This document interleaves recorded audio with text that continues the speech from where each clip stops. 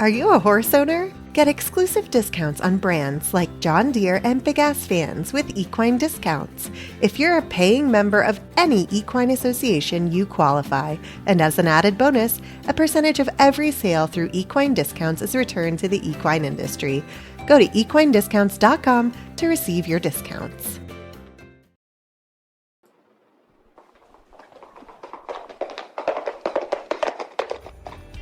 You are listening to the Horse Radio Network, part of the Equine Network family. Greetings, everyone. Coach Jen here, and thanks for tuning in to Horse Tip Daily, episode 1600, brought to you today by Central Fly Control. Today, we learn about some techniques for feeding the hangry horse from Retired Racehorse Radio co-hosts Jamie and Joy. Clarifly larvicide is more than just a fly control product.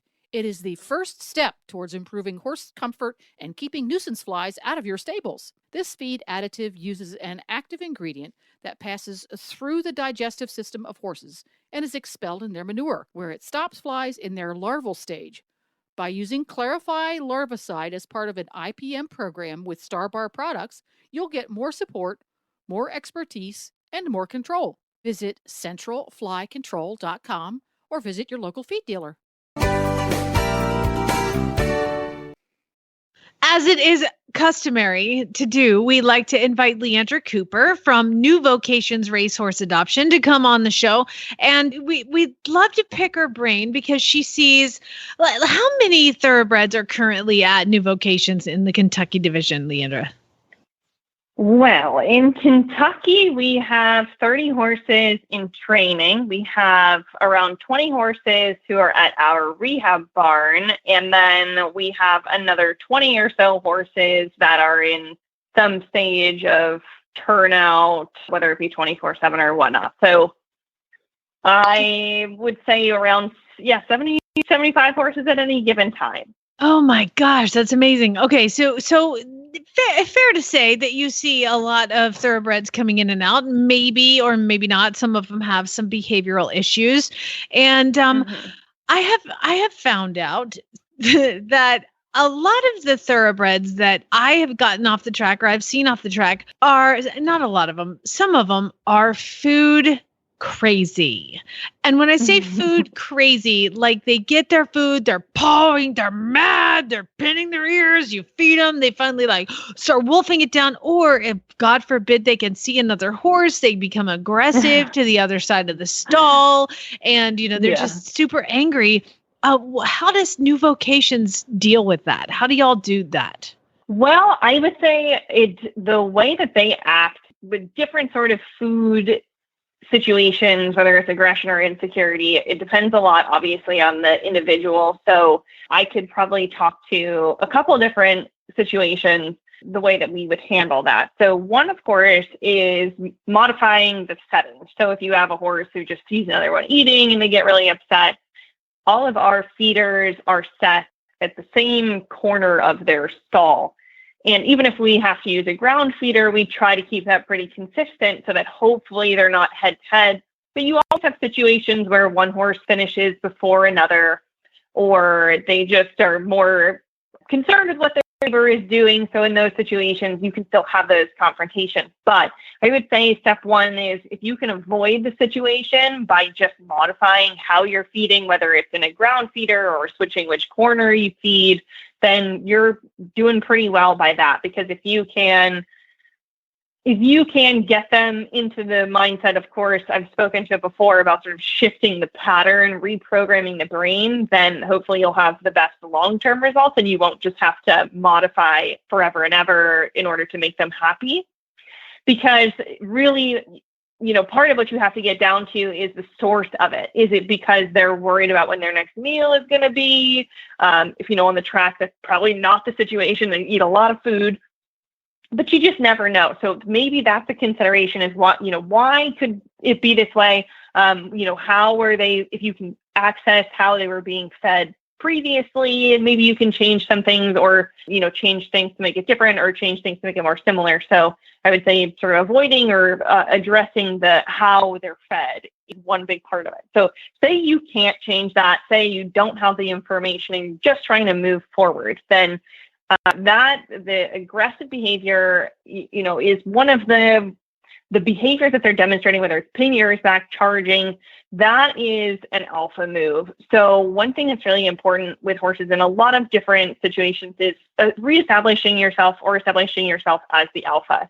And so if you can work with a horse, if they're charging or they're really assertive about their space, if you can create distance with yourself, keep yourself safe, obviously, but teach them to, say, back away from you before they get grain, and you could start with treats, but just establish that pattern. And I try to do it on the ground anyway with horses of just teaching them systematically to stop and back up. So even if you have a horse who's kind of stepping on your heels and you walk, I teach them stop, back up. So get out of my space, because you are always wanting to establish yourself because there's this herd mentality. You want to be the more alpha. And of course, doing that with as little confrontational aspects as you can. Like you don't want to fight the horse. Obviously, it's not going to work that well to your advantage because you're smaller.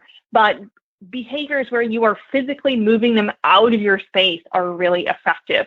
So working on that pattern of you're going to back up and then you're going to get your food, that can be really effective. Just make sure to use repetition, because that's how it's really going to make it concrete. You really have to sort of stick to a pattern to reinforce that and make sure it's a long withstanding pattern. So that can be really effective. And of course, if you need to have a rope on you or carry, I have this little short crop just to use the sound, if you're really worried about the situation, of course, always protect yourself. Make sure you're not putting yourself in a bad situation. You can work on things like backing up in a round pen or an open space at first. Don't throw yourself in the stall and put yourself at jeopardy.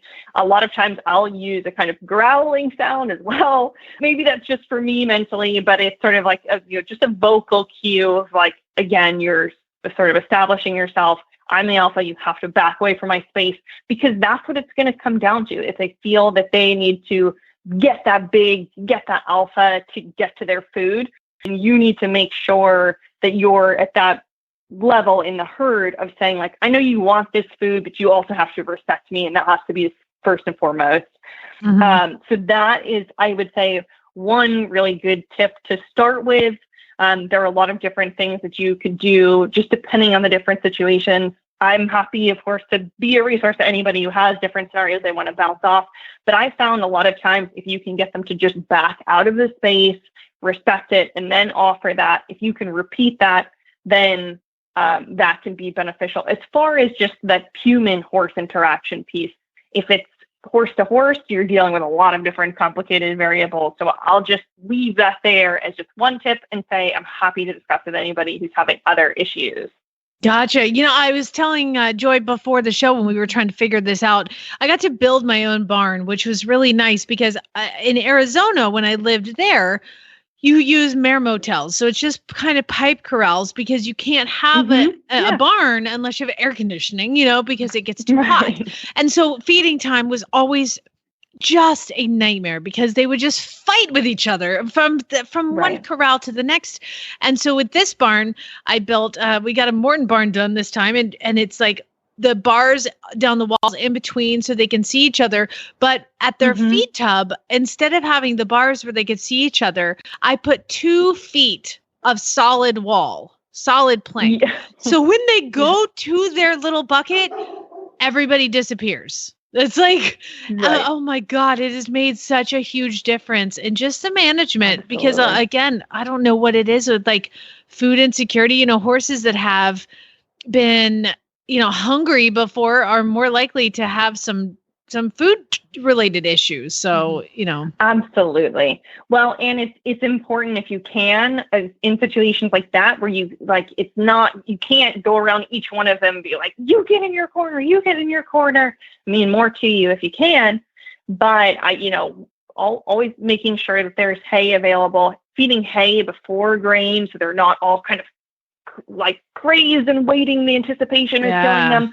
So throwing hay before grain, and then you can kind of trick them sometimes if you make kind of a basket out of the hay and you can dump some grain into the hay. So you can establish like your hay's always going to be here. And of course, like if you've messed, there are lots of different complicated variables and reasons why we can say this couldn't work. But if you have the right sort of setup to do that, throw hay first so that you know that they have a little stomach buffer. They're not starving. They have something. And you can sometimes just dump some grain into the little hay basket and sort of trick them that way, hopefully until you can establish a different routine or something.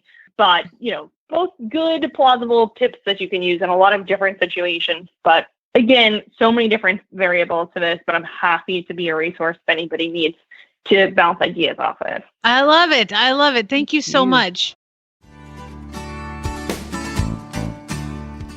Well, there you have it.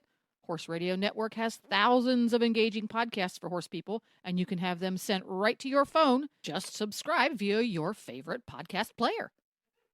This is Coach Jen, and I will be back again soon with another tip. Until then, go ride your horse. The Horse Radio Network and the Horse Radio Network hosts are not responsible for statements made by guests on the Horse Tip Daily. Please use your own judgment when listening to the tips on this show.